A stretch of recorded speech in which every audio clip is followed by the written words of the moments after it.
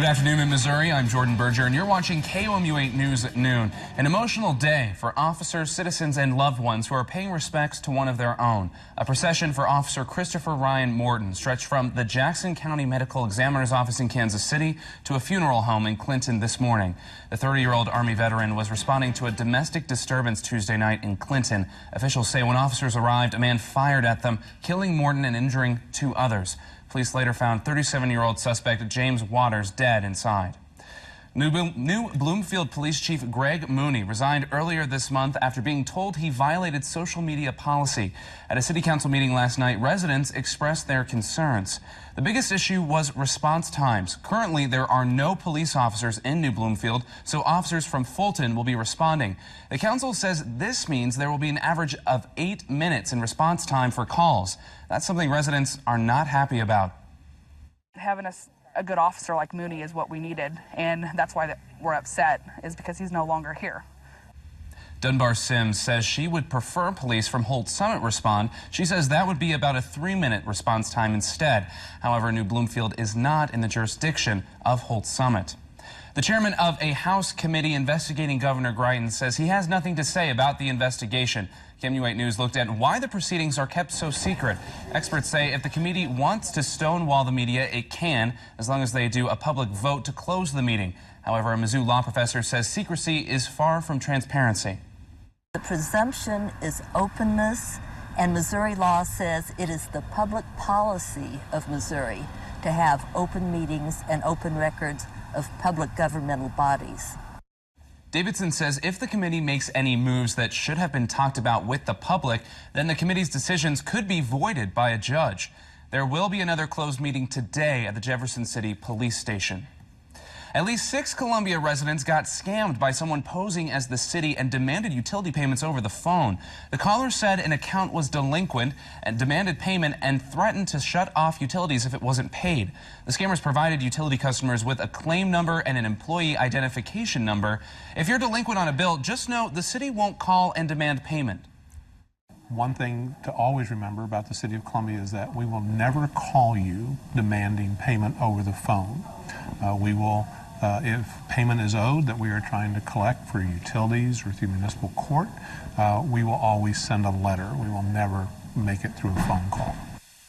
The best way to avoid getting scammed is to never share credit card or bank account information over the phone unless you're sure of who is on the other end of that call. Let's go ahead and get a check of our weather. Tim has the latest forecast. What can we expect for the weekend? Tim, thank you. Speaking of which, recovery is ongoing after powerful back-to-back winter storms in the Northeast. Last week's nor'easter caused 2 deaths and hundreds of thousands are still without power, some for an 8th straight day. Crews have come in from all over the country to help clean up the mess and restore power to customers. President Trump has agreed to meet face-to-face with North Korea's leader, something no president has ever done. National security analysts say the proposed meeting represents a high-stakes gamble for President Trump. NBC's Kristen Welker has details. This morning, new reaction to the remarkable turn. That was NBC's Kristen Welker reporting. To date, the highest-level U.S. official to meet with the North Koreans was Secretary of State Madeleine Albright in 2000. Former Trump campaign aide Sam Nunberg arrived at U.S. District Court in Washington, D.C. this morning to testify in front of a grand jury. It's unclear what Nunberg will testify about, but during previous interviews, Nunberg said he's been questioned by Special Counsel Robert Mueller's team about President Trump's campaign and business dealings with Russia. Nunberg is among those subpoenaed for emails, texts, and other documents related to the campaign. Earlier this week, Nunberg said he would defy Mueller's subpoena, but later changed his mind. In Lexington, Kentucky, there's reports of shots fired at Frederick Douglass High School, but police say it's not an active shooter situation. According to a spokesperson from the school district, a student accidentally hurt himself with a firearm this morning. The student was then taken to a hospital and is facing charges of possession of a weapon on school property. No other student or staff were harmed. The school is not on lockdown as the threat has been removed. Police released a new recording of the 911 calls from the day of the deadly shooting in Parkland, Florida. The local sheriff's office also released 12 minutes of radio transmission from deputies during that day. 81 total calls were made by students and parents to 911 during the shooting. Hello, 911, ma'am, go ahead. My son is in Stillman Douglas High School. He said he heard noises and pops, and he thinks there's a shooting going on at the school. As for the shooter, the lawyer for suspect Nicholas Cruz filed court papers Thursday withdrawing a preliminary not guilty plea. Cruz's lawyer says he'll now enter no plea at all, and the public defender's office says Cruz would plead guilty if prosecutors choose not to pursue the death penalty. We're going to take a short break, but before we go, a live look over Columbia Regional Airport. 12:09 is your time. We'll be right back.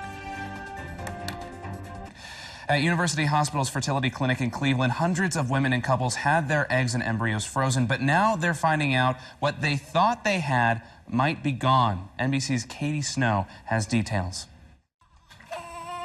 The goal, a healthy baby. We will stand by to answer questions and address them, understanding that we may not have all of those answers right now. That was NBC's Kate Snow reporting. There's no test to figure out if embryos or eggs are still good. All they can do is thaw them and use them to try and create a pregnancy. The hospital has said it will pay for fertility treatments of families planning to move on with their options. We'll be right back. After the Oscars, Hollywood is back to work churning out entertainment. NBC's Raphael Seth has a look at what's coming to theaters in this week's box office preview. Also out this week, Helen Mirren and Donald Sutherland in The Leisure Seeker. Now for today's Red Carpet Report. Good afternoon, Mid-Missouri. I'm Obehia Marinazor with your Red Carpet Report.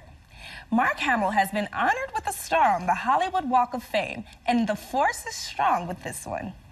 The Star Wars actor had his star unveiled in front of special guests at the ceremony, including Star Wars creator George Lucas. The Hollywood Chamber of Commerce said it was one of the largest turnouts by fans for a Walk of Fame star ceremony. Another actor is hoping to make the dash from Hollywood to Washington, D.C. Actress Stacey Dash is officially running for Congress. The outspoken Republican filed paperwork Monday to run in California's 44th district. Dash's best-known acting role was as the lead character's best friend in the 90s movie Clueless. She's known for taking controversial stances on issues affecting people of color. Dash says she's running to help the people living in the 44th district. M&M's is introducing 3 new flavors, but one will make the cut. Recently, the candy company announced it will roll out 3 limited edition flavors: Crunchy Espresso, Crunchy Mint, and Crunchy Raspberry. People who try the candies can vote on whether they like snacking on chocolates that taste like a morning cup of coffee, something tart, or something fresh. Fans can cast their vote by text or on social media. And that's it for today's Red Carpet Report. But not as chilly as Antarctica, where a couple of curious emperor penguins stumbled across a camera and it resulted in an epic penguin selfie video. The penguins flipped over a camera which recorded them staring into it, probably trying to figure out what the device was doing on their turf. The camera was placed there by an expeditioner visiting an Australian research station in Antarctica. The Australian Antarctic Division posted the video on Twitter, and it, of course, went viral. How could it not go viral? A penguin video like that? I heard that video has already, I think, 100,000